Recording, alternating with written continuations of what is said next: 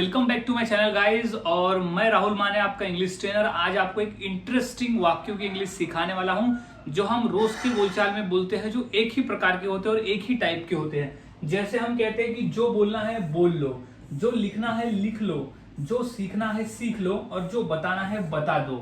तो क्या है इसका, यानी जो तुम्हें जो कार्य करना है वो कर लो, जो तुम्हें कार्य करना है वो कर लो। हम सामने वाले से कह रहे हैं कि जो भी तुम्हें करना है वो कर लो, जो भी कार्य को तुम्हें करना है वो कर लो। तो आज हम इसी तरह के वाक्य को इंग्लिश में बनाना सीखने वाले हैं और 100% हम ऐसे वाक्य को तो रोज के अपने हिंदी के बोलचाल में बोलते। तो अब इस क्लास को करने के बाद से हमें ऐसे वाक्य को इंग्लिश में बोलना शुरू करना है और हम आसानी से इसे बोल भी सकेंगे। और हाँ गाइज, मैंने ऐसे ही 300 इंग्लिश सेंटेंस फॉर्मूला भी तैयार किया है जिसके आधार पर आप आसानी से इस तरह के 300 वाक्य यानी 300 फॉर्मूलेज आपको मिल जाएगा, जो कि आप आसानी से इसे 150 में खरीद सकते हो और प्रैक्टिस शुरू कर सकते हो। तो आपको हर एक फॉर्मूला एग्जाम्पल के साथ में दिया गया है जो आपको समझने में आसानी होगी।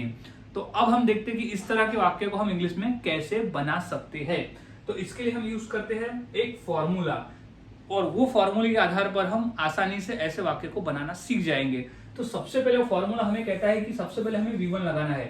V1 यानी होता है क्रिया, V1 यानी होता है क्रिया। अब ये क्रिया क्या है, तो वो कार्य है जो हमें आगे वाले से कहना है कि जो भी कार्य को तुम्हें करना है कर लो, जो भी तुम्हें कार्य को करना है कर लो। ये क्रिया है जो आपको सिचुएशन के हिसाब से बोलना होगा, ये फिक्स नहीं है। जो भी सिचुएशन के हिसाब से बोलने की जरूरत पड़ेगी तब आपको क्रिया को बोलना है। फिर ऑब्जेक्ट बचा हुआ भाग क्रिया के साथ जो रहेगा। अब यहाँ मेन पॉइंट है whatever you want to. यहाँ वॉट एवर यू वॉन्ट का ही मतलब होता है कि जो तुम्हें करना है, यानी वॉट एवर यानी जो, यू वॉन्ट यानी जो भी तुम्हारी इच्छा है, यानी जो इच्छा है तो, यानी what ever you want, what ever you want यानी जो भी कहना है वो कह लो। तो जो भी तुम्हें इच्छा है वो तुम वो कार्य को कर लो।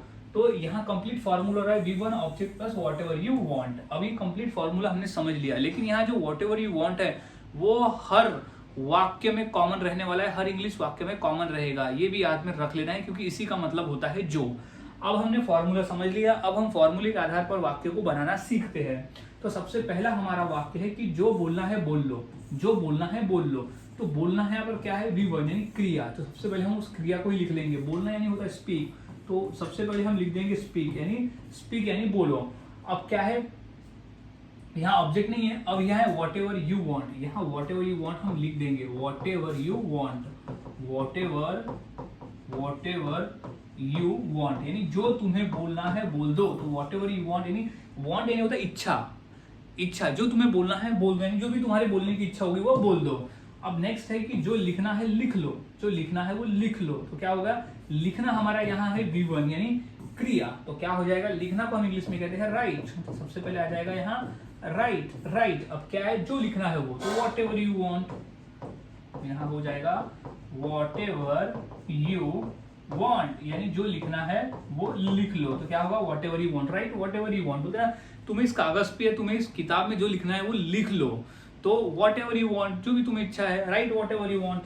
अब नेक्स्ट है कि जो सीखना है सीख लो, जो सीखना है वो सीख लो। तो V1 क्या कहता है, V1 यहाँ हमारा है पहले सीखना। तो सीखना को हम इंग्लिश में कहते हैं लर्न, सीखना को इंग्लिश में कहा जाता है लर्न। अब क्या है, जो भी सीखना है, तो learn what ever you want, learn what ever you want यानी जो भी तुम्हें सीखना है वो सीख लो। तो learn what ever you want. अब जो बताना है बता दो, जो बताना है बता दो, या जो बताना जो है वो बता दो। तो क्या हो जाएगा, टेल यानी होता है बताना। तो टेल, अब मुझे अगर यहाँ हम लिखना है कि मुझे बता दो, जो बताना है मुझे बता दो, तो टेल मी, यहाँ ऑब्जेक्ट आ जाएगा हमारा मी। तो टेल मी, अब क्या हो जाएगा, वॉट एवर यू वॉन्ट, जो भी हो, what ever you want, what ever you want यानी जो भी तुम्हें बताना है वो बता दो। तो वॉट एवर यू वॉन्ट।